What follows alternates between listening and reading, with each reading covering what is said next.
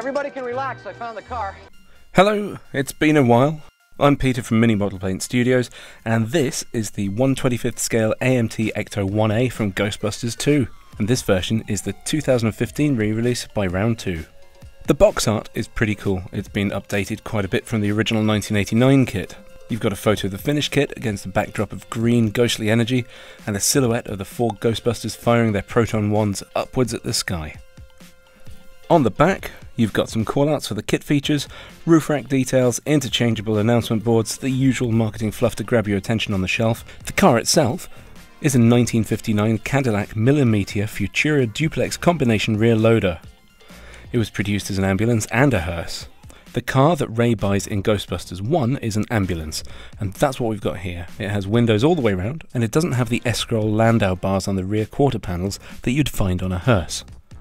The kit also includes decals to decorate as Ecto 1 or Ecto 1A, which is great, but let's see what parts options we get in the box, because the roof rack gear is totally different on the car in the second film. Inside the box you get 6 bags of sprues and tyres, the instruction sheet, and a bag of decals.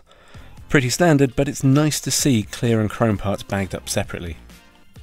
Starting with the chrome sprue, you can see there's just enough detail to leave the chrome plating alone. I'd usually strip off all the plating and repaint it, but the chrome doesn't seem too heavy for this scale.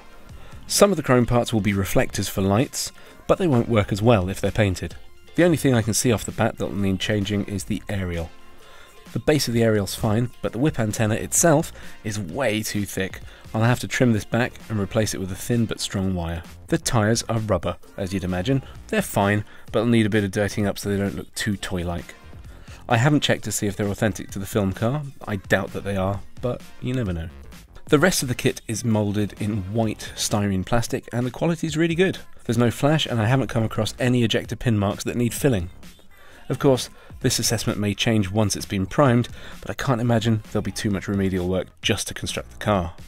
So the details for the roof racks are completely different between Ecto 1 and Ecto 1A. Apart from the LED light boards on the sides, Ecto 1A has different flashing lights front and back, and different tanks, hoses, wires, pipes, and other greeblies.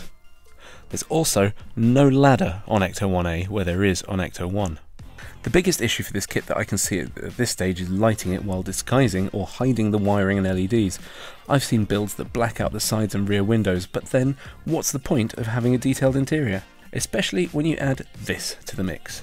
Paragraphics makes a great fret of photo etch and clear film super detailing upgrades that allow you to add a lot more realism to the kit. There's even a clear film piece for the computer screen in the back of the car.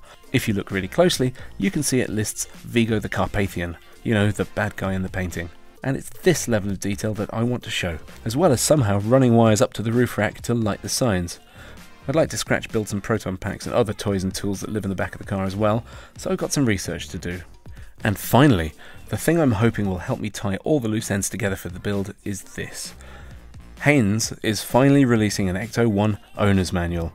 They've done the Death Star and Millennium Falcon and loads of other pop culture books based on their workshop manuals.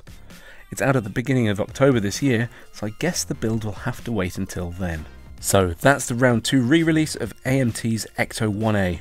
Keep coming back to see the work progress. I can't wait to get cracking on this one, it's going to be a lot of fun. But until I do, there's always more going on at Mini Model Paint Studios. If you haven't already, hit subscribe and click the bell icon so you don't miss new videos. You can also find us on Facebook and Twitter. Both are @MiniModelPaint, and follow the blog over at minimodelpaint.com.